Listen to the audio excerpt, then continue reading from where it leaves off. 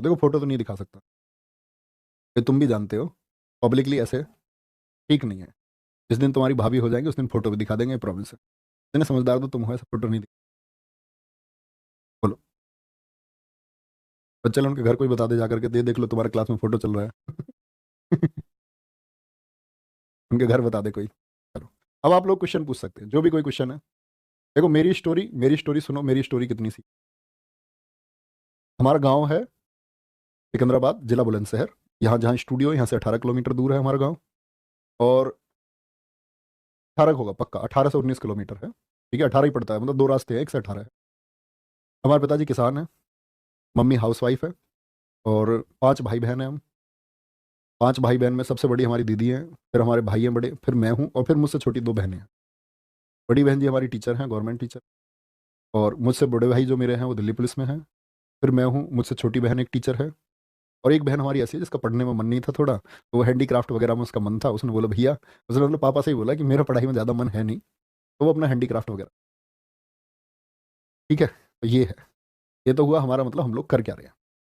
हमारे घर में 2 लोगों की शादी हुई है, बड़ी बहन जी की, हमारी बड़े भैया की। और मुझसे छोटी बहन जो है उसकी शादी हो चुकी है। और अब जो और उससे भी छोटी है फिर उसकी शादी होगी। तो ये मैंने ही तय किया है कि ये मेरी नैतिक जिम्मेदारी है कि पहले, क्योंकि हमारे पास पहले साधन नहीं थे बहुत, हमारे पिताजी किसान रहे, तो हमारे चाचा, हमारे पिताजी और हमारे बाबा जी, 3 हिस्से थे हमारी ज़मीन के। और 3 हिस्सों में से तीसरा हिस्सा आप समझ सकते हैं ज़मीन का। और उसमें 5 बच्चों को पढ़ाना, ये अपने आप में एक टास्क है। अब आप बोलेंगे जी अंकल जी ने 5 क्यों करे थे, तो पहले लोग कर लेते थे। तो स्थिति ऐसी आई कि 5 लोगों को जब बहुत अच्छा पढ़ाना हो, या तो ये कि बहुत बेसिक्स पढ़ाई हो सबकी। जैसे हमारे भैया की तो लगभग बेसिक्स पढ़ाई हुई है, लेकिन हमारी बहन जी की बीएड वगैरह उन्होंने की सब कुछ। और मेरी इंजीनियरिंग हुई तो उसमें भी मैंने एजुकेशन लोन हमारा लिया गया। एजुकेशन लोन भी बाद में मतलब पटाया गया, वो किसान क्रेडिट कार्ड निकलवा करके। कहने का मतलब है कि बहुत सारे लोन्स थे। और फिर दीदी की शादी हुई तो एकदम से पैसे इतने सारे कहीं से हमारे पास आए भी नहीं कि कोई ऐसा सोर्स हो कि इनकम का कोई सोर्स हो, क्योंकि सब कुछ खत्म ही था। और एक कर्जा वो भी था। और फिर भैया की जॉब लगी हमारे भाई दिल्ली पुलिस में 2012 में। उनके भी सारे पैसे, मतलब उन्होंने कभी कोई, इतने साधारण व्यक्ति आप देखते होंगे, अंकित भैया के साथ में अक्सर दिखते हैं वीडियो में, चेतन शर्मा नाम है। तो कहने का मतलब ये है कि बहुत सारे सोर्सेज नहीं थे, उनके भी पैसे घर में ही खर्च हुए सारे। वो इतने साधारण हैं कि उन्होंने मतलब कभी कोई पैसा, शायद मुझे नहीं लगता अपने पर्सनल, किसी लोग बोलते हैं ना अपने पर्सनल खर्चे पे कोई खर्च कर लेता है, तो उनका शायद कोई ऐसा खर्चा है ही नहीं। तो उन सब कुछ कर दिया। और हम सब की एजुकेशन के पीछे हमारी जिम्मेदार थी बड़ी बहन जी। और इसको मैं इसलिए कहता हूँ कि शिक्षा बहुत ज़रूरी है। अगर वो शायद नहीं पढ़ पाती, वो शायद बहुत अपने लिए मेहनत नहीं करती, तो हमको नहीं पढ़ा पाती। तो वो गांव में 80 से 100 बच्चे, मतलब दिन छिपे, हमारे घर मतलब लाइट भी नहीं थी। और वो दिन छिपे तक ऐसे हम, मतलब कॉपी चेक करवाने में हम भी रहते थे, जोड़ घटाने करवाने में छोटे बच्चों को, तो मतलब बहुत जोड़ दो देख के कॉपी देखनी पड़ती थी। और तब वो पैसे आते थे। और शायद जितना मुझे याद है अपनी याद में, कि हमने जो नए कपड़े पहनने शुरू किए, जैसे एक बेसिक मेमोरी होती है ना, कि जैसे मुझे बचपन तक की अपनी सारी चीज़ें याद है वैसे। लेकिन एक बार ये होता कि कभी बुआ कपड़े ले आई, कभी कोई ले आई। पहली बार खरीद के अपनी चॉइस से हमारी बहन जी ने हमें कपड़े दिलाए। कोई कुछ खरीदना है तो वो इतना हमारे लिए करती थी, अपने लिए उन्होंने कुछ नहीं किया। और आज भी मतलब उनकी शादी हमारे घर से कुल 7 किलोमीटर दूर ही हुई है। और भाई साहब हमारे, मतलब हमारे यहाँ भाई साहब बोलते हैं जीजा जी को, बड़े अच्छे आदमी हैं, बहुत सज्जन है, हमारे बड़े भाई की तरह हैं। और बहुत ज़बरदस्त आदमी, इंप्रेसिव। दूसरी बहन के हमारी हस्बैंड है, वो भी बहुत अच्छे हैं। वो इंडियन आर्मी में है, आपका पोस्टेड चल रहे हैं वो वहाँ कश्मीर। तो ये तो घरेलू एक स्ट्रक्चर हुआ। तो इसमें हम पले बढ़े। पले बढ़े तो दबाव होता है एक, कि भाई तुम्हारे ऊपर घर की जिम्मेदारी है, कर्ज जैसे हालात है। और 2 भाइयों में से एक भाई जब सफल हो जाए तो उम्मीद की जाती है कि दूसरा भी हो जाए, इसकी एजुकेशन एक अच्छी हो, जिसने इंजीनियरिंग कम से कम कर रखी हो, तो वो सफल हो। तो हमारा क्या हुआ कि जब जैसी 12th की, 12th के बाद एक शौक था, बहुत घर बोला मैंने कि मैं इसमें कॉमन ग्रेजुएशन करूंगा। कुछ पैसे का कारण भी था कि भाई पैसे हमारे पास इतने हैं नहीं कि हम इंजीनियरिंग करें एजुकेशन लोन पर। डर लगता था इन चीज़ों से। और अपनी अगर बात करूँ, बहुत ज़्यादा समझ भी नहीं थी। लेकिन मैं अपनी उम्र में, जो मैंने देखा, मैं अपनी उम्र से ज़्यादा समझदार ही हमेशा रहा। कभी कोई ऐसा फॉल्ट नहीं था, कभी हमने कभी कोई गलती नहीं की। एक गलती जिसको मैं आपके सामने पहले ही पेश कर चुका हूँ, वो गलती भी नहीं थी। वो तो बस एक छोटे बचपन 8वीं क्लास में ऐसे ही हमने कोई चिट्ठी दे दी। उसको तुम इग्नोर कर सकते हो, मतलब अगर गलती मानना है तो गलती मान सकते हो। फिर ऐसा हुआ, ये जिम्मेदारी आ गई, तो अपना ख्वाब था कि भाई यूपीएससी देंगे। और बड़ा मुझे रिसर्च का बड़ा शौक था। मैं 6ठी क्लास से 12वीं तक स्कूलिंग, मेरी 12वीं क्लास तक मैं अग्रसेन इंटर कॉलेज में पढ़ा हूँ। और अग्रसेन इंटर कॉलेज मतलब हम साइकिल से आते थे। 6ठी क्लास तक मुझे साइकिल चलानी आई नहीं। 7वीं से मैंने सीखी, तो भैया मुझे लेके गए, एक ही स्कूल में हम थे, फिर 6 साल में स्कूल साइकिल से।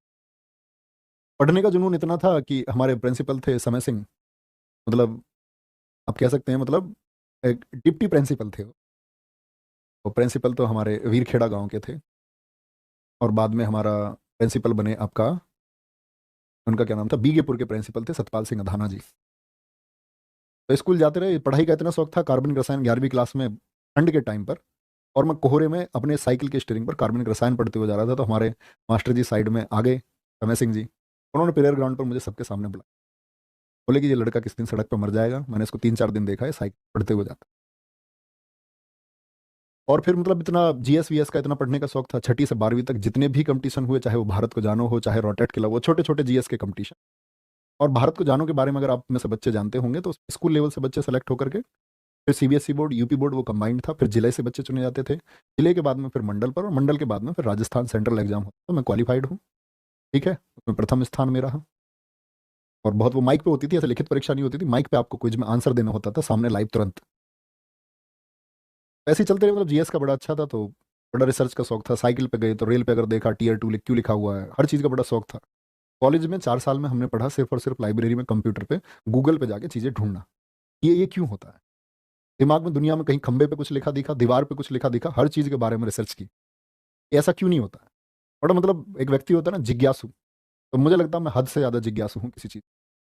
इतनी भी टिपिकल चीज़ होगी मेरे सामने आएगी तो पहले मैं उसको जानूंगा, मेरे पास डायरी रहती है, मैं नोट कर लेता हूँ, मुझे इस चीज़ के बारे में जानना। ऐसे ही अपने बढ़ते रहे, तैयारी चलती रही, तो ये था चलो इंजीनियरिंग हो जाएगी, पिताजी कह रहे हैं तो कोई दिक्कत नहीं है, कल यूपीएससी निकालेंगे। और फर्स्ट ईयर में शायद इसी चक्कर मेरी बैक भी थी, अगले सेमेस्टर में मेरी एक में, क्योंकि इंजीनियरिंग पर जब हमने ध्यान नहीं दिया तो एक में बैक आई, और अगले सेमेस्टर में वो क्लियर भी हुई। ये सारी चीज़ें चलती रही, और ये बड़ा भावुक है, इसे तुम फील करना, ये तुम्हारी ज़िंदगी का परिवर्तन कर सकता है। और ये मैंने आपसे पहले सिर्फ एक बैच में बताया, खाकी बैच में, और खाकी बैच के बाद में आज तुम्हें बता रहा हूँ, शायद कुछ चीज़ें डिफ्रेंशिएट कर सकती हैं, कुछ चीज़ें वहाँ ना बताई हों। तो हुआ ऐसा, इंजीनियरिंग भी हो गई आपका, और साल था 2015। इंजीनियरिंग के बाद में भाई यही था, अपना तैयारी के लिए बोला गया कि भाई जॉब करनी है या प्रिपरेशन करनी है, तो हमारे भैया नौकरी कर रहे थे, बहन जी हमारी तब तक शिक्षा मित्र थी, टीचर हुई नहीं थी, शादी तक वो शिक्षा मित्र ही रही, अपनी शादी के बाद वो टीचर हुई, और थोड़ा सा वेतन मिलता है शिक्षा मित्र को, तो उन्होंने सब घर पे ही खर्च किया। तो तैयारी का मन बन गया कि भाई ठीक है तैयारी करेंगे, कभी आओगे तुम में से कोई हमारे घर, तो मेरी शायद 12वीं के टाइम की डायरी रखी हुई है। तो मैं अपना नाम पता कैसे लिखता था, मैं अपना नाम ऐसे लिखता था डायरी पे, ऐसे थोड़ी सी हनक नहीं आती है, कलेक्टर लिखते हैं, मैं अपना नाम लिखता था आईपीएस नवीन शर्मा, हर जगह।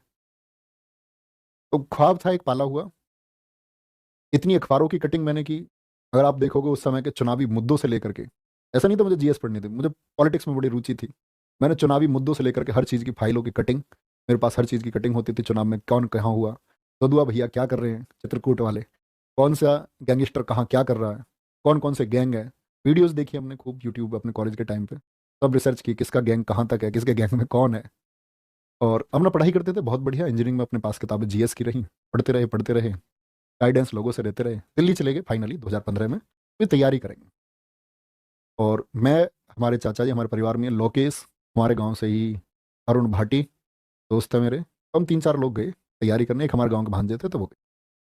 अब होता क्या है कि हम लोग गए वहाँ पर आपका अगस्त में, लगभग जुलाई के एंड, अगस्त के शुरुआत में, तो हम रह रहे थे, अपना पढ़ाई हमने शुरू कर दी, कोचिंग सेंटर कोई ज्वाइन किया नहीं कि पहले किताबें पढ़ेंगे फिर उसके बाद में देखेंगे। और जिन कोचिंग सेंटर्स में हकीकत ये है कि शायद मैं तुम्हें पहली बार बता रहा हूँ कि दरअसल में घर में अगर ये कह के जाता कि मैं यूपीएससी की तैयारी करने जा रहे हैं, कुछ और पढ़ेंगे, हम नोबेल पढ़ेंगे, वहाँ पर हम उपन्यास पढ़ेंगे, तो उसके लिए कोई तैयार भी नहीं होता। तो जहाँ हमने एडमिशन लिया हमने क्लास नहीं की, हम गए, हमने किताबें ढूंढी बाजार में, और किताबें कभी एक पेज चलते चलते पढ़ लिया किसी का, और अपने बैग में किताब रखी एक, नोबेल बहुत पढ़े, कहानियाँ बहुत पढ़ी, बहुत सारी पुस्तकें पढ़ी।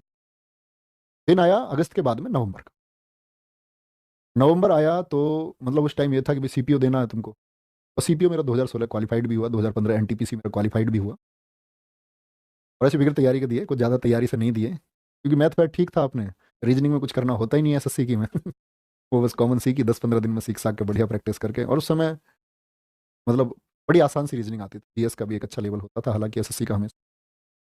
बात आती है नवंबर 2015 की, हमारे पिताजी का एक्सीडेंट हो गया, और उनका एक्सीडेंट हुआ तो ये मतलब एक टर्न था जिंदगी।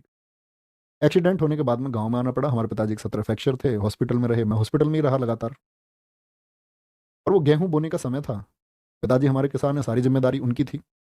चाचा के हिस्से के खेत भी वो करते थे। और आज हमारे पिताजी की उम्र लगभग अगर बात करें तो 68-69 साल है। और अगर मैं बहन भाई बताऊं तो हमारे दो बहन भाई और थे। एक बहन हमारी हमारे घेर में ही ट्यूबवेल है, उसमें पानी में डूब करके वो मर गई थी, एक्सपायर हो गई। हम सबसे बड़ी थी, फोटो है उनका हमारे घर पे आज भी। कहते हैं वो होती सबसे सुंदर होती। एक भाई था हमारा जुड़वा, ठीक है, वो एक्सपायर हो गया। तो बहुत सारी चीज़ें हुई और फाइनली ये हुआ कि हम आकर के वो खेत हमको बोने पड़े, क्योंकि पिताजी को वो मतलब लंबा रेस्ट बता दिया, यहाँ से हॉस्पिटलाइज करके फिर दूसरे हॉस्पिटल में रहना है, इतने दिन रहना है, 2 महीने का रेस्ट है उनका। मैंने कहा हम करेंगे। जब मैं गाँव में पहुंचा तो मैंने गाँव में पहली बार ये सोचा कि मैं पढ़ाना शुरू करूँ। 2015 की बात में। तो मैंने बच्चों को 10th 12th के जो बच्चे ट्यूशन पढ़ते थे, मैथ और साइंस के ट्यूशन सब पढ़ते हैं, इंग्लिश में पढ़ाता था, मैथ साइंस पढ़ाता था। गाँव में मतलब मल्टीवर्स टीचर चल जाता है, एक सब्जेक्ट पढ़ा सकता है। तो उसमें क्या हुआ कि हमारे गांव से बच्चे अलीगढ़ पढ़ने जाते थे, और अलीगढ़ में नकल बहुत होती है, यूपी में प्रसिद्ध है। हमारे गांव से लगभग हर साल 50 60 70 लड़के अलीगढ़ से 10वीं और 12वीं पास होते थे। तो पहली बार मैंने लोगों में ये प्रचारित किया कि आपको अलीगढ़ जाने की जरूरत नहीं है, मैं आपको पढ़ाऊंगा, है ना। और आप यहीं कहीं से लोकल स्कूल से फॉर्म भरो, कहीं अलीगढ़ जो 10 12 15 हज़ार रुपये आप देते हो देने की जरूरत नहीं है। फीस मैं 300 रुपये लेता था पर हेड एक बच्चे से। तो कहने की बात है, बच्चे मेरे पास पढ़ने लगे, उनको दिखा कि ये लड़का मेहनत करता है। सबने भेजा गांव में, क्योंकि हमारी बहन जी पहले पढ़ाती थी, तो आप समझ सकते हो पृष्ठभूमि थी, पृष्ठभूमि थी कि ये लोग पढ़ाते हैं। अब उस पढ़ाने में क्या हुआ प्यारे बच्चे, कि कुछ ऐसी इमेज बन गई कि आप लोग जानते हैं कि अध्यापन एक सम्मान की चीज़ है और आपका सम्मान बढ़ता है, नो डाउट। यही हमारे साथ हुआ और यही चीज़ हमारे लिए नेगेटिव भी हुई। गांव में एक पक्ष, मतलब अब वो चीज़ें पुरानी हो चुकी हैं, सॉल्व आउट हो चुकी हैं वो चीज़ें, पर मतलब एक बस ये सच्चाई के नाते है, किसी वैमनस्यता के नाते नहीं है। तो उन उन लोगों को ये चीज़ें खरी नहीं उतरी, तो उन लोगों ने बहुत सारी साजिशें की, प्लानिंग की, तो ऐसा नहीं होना चाहिए। और उसी प्लानिंग में क्या हुआ, वो ईर्ष्या बढ़ते बढ़ते इतनी बढ़ गई कि उसमें लोगों की बदतमीजी हमारे खिलाफ। और वो बदतमीजी ऐसे हुई कि मतलब घर के सामने किसी ने गाली दे दी, किसी ने कमेंट कर दिया किसी के ऊपर, हमारे पिताजी से कुछ। पिताजी हमारे बड़े दिलदार आदमी हैं, लेकिन उनको लगता था यार बालक है हमारे, अभी स्ट्रगल फेस चल रहा है सबका, सब कुछ। मुझे इतना टॉर्चर किया गया 6 महीने तक लगातार कि मैं किधर से निकल के भी जा रहा हूँ तो मेरे ऊपर मतलब ऐसे टिप्पणी की जा रही है। और उस टिप्पणी की मतलब सीमाएं होती हैं, वो सीमाएं पार होते, वो टिप्पणी मतलब बहुत ज़्यादा हो गई। और आप लोग समझ सकते हैं इस बात को, क्या बताऊँ। मतलब उस चीज़ से चीज़ें खत्म हो गई। एक दिन ये हुआ कि हमने ये तय किया कि हम अपनी पढ़ाई वढ़ाई जो कुछ अपने सपने हैं सब कुछ छोड़ देंगे। हम पहले इस बदलाव के लिए लड़ेंगे कि आखिर ऐसा होता ही क्यों, क्यों किसी बढ़ते व्यक्ति को रोका जाता है, क्यों ईर्ष्या पैदा होती है। तो हम उस ईर्ष्या से टकराने के लिए खड़े हो गए, या तो हम खत्म होंगे या ईर्ष्या खत्म। उसमें बहुत कुछ हुआ, बहुत सारे फर्जी मुकदमे लिखे गए, बहुत सारे सही मुकदमे लिखे गए। और मतलब चीज़ें ऐसी चलती रही, फिर हम पिस्टल लगा के इधर से उधर, फरारी जैसे हालात रहे। मतलब वो एक मतलब हद से ज़्यादा टॉर्चर किसी को कर देना, वो टॉर्चर जैसे हालात मेरे हो गए। और कई बार मन करता है यार जीवन में कुछ है नहीं, एक एक दिन तक सोना नहीं। फिर ये चीज़ें सॉल्व आउट हुई आपका 2018 में आकर के। हमारे भैया हमेशा से ये सोचते रहे, भाई कुछ करना है, सीधे थे, बोले लोगों का काम है तुम ये करो, अपनी तरक्की पर ध्यान दो। तो इन सब चीज़ों को सॉल्व होने में 3 से 4 5 साल का जो गोल्डन पीरियड था अपनी पढ़ाई का, वो खत्म हो गया। जो सिलेक्शन था अपना टीपीओ एनटीपीसी, वो किसी काम नहीं आए, क्योंकि मुकदमे लग चुके थे, कोई अर्थ उनका नहीं रहा। और फिर अगर हम बात करें प्यारे बच्चे, 2018 में हम गए, तो मैं एकांत रहा हूँ 1 साल, एक कमरे में बंद होकर के, एक मानसिक दबाव जैसे हालात में। और मैं हद से ज़्यादा पढ़ा। अब बोलते ना 6 घंटे 4 घंटे। फिर दोस्त है मेरे साथ मंजीत भाटी, मेरे सबसे करीब मित्रों में से, 7 दिन लगातार भी जागा, 7 दिन लगातार। उसको कोई विश्वास नहीं करता, एक वो व्यक्ति है मेरे साथ जो है। तो कहने का मतलब ये है, ज़िंदगी में बहुत सारी चीज़ें आती है और हमने देखा इस चीज़ में नुकसान भी होता है, लेकिन परिवर्तन के लिए बहुत सारी चीज़ें करनी पड़ती हैं। जब आपका अंत होने वाला हो तब आपको अपने रिवाइवल के लिए, जीवन के लिए सब कुछ करना पड़ता है। और मेरा मानना ये है, इन सारी चीज़ों के निष्कर्ष में आप लोगों के पास क्या पहुंचाऊं कि आप मेरे छोटे भाई बहन हैं, तो निष्कर्ष ये है कि आप मतलब ऐसी चीज़ों से बचना, बहुत दूर रहना। जब आप सफलता की तरफ बढ़ रहे हो ना, तो आप लोगों के सामने हाथ जोड़ के रखना, नहीं तो आपको पूरी ज़िंदगी मलाल रहेगा कि आप ये कर पाते। और फिर सारी परिभाषा, सारे इस चीज़ का शायद जब लग रहा था जीवन में कोई अर्थ है नहीं, दिल्ली थे भैया ने बोला कुछ करना, तो प्लान बनाया, 20 स्टूल खरीदे और कोचिंग सेंटर अपना शुरू किया। हालात ऐसे थे मुकदमे के चलते हुए कि एक इन्वर्टर तक हम नहीं खरीद सकते थे कोचिंग सेंटर के लिए, कि भाई लाइट रहेगी, अंधेरा रहेगा, सर्दियों के समय पर कैसे पढ़ाएंगे। पहले तो गांव में शुरू किया, थोड़ा सा उजाला निकले तब पढ़ाना शुरू किया। 20 बच्चों से शुरुआत की, नहर पर पहुंचे, दम लगाया, बच्चों से बोला पूरे दिन घर जाने की जरूरत नहीं है, खाना लेके आओ, तुम्हारा भाई तुम्हें पढ़ाएगा। पूरी रात क्लास चल रही है, गद्दे बच्चों के लिए खरीदे, सब अपने घर से लेकर के आए। हॉर्न में ऐसा रोड की आवाज़ पर पढ़ाना शुरू किया। और उस गले में जो चीज़ें दिक्कत आई वो तभी से आई। नॉन स्टॉप पढ़ाया। दिल्ली पुलिस का बैच था जब पिछले वाला 2020 का, और मैंने ऐसी प्रॉमिस कर दिया कि 6 से 12 बजे तक मैं तुम्हें पढ़ाऊंगा।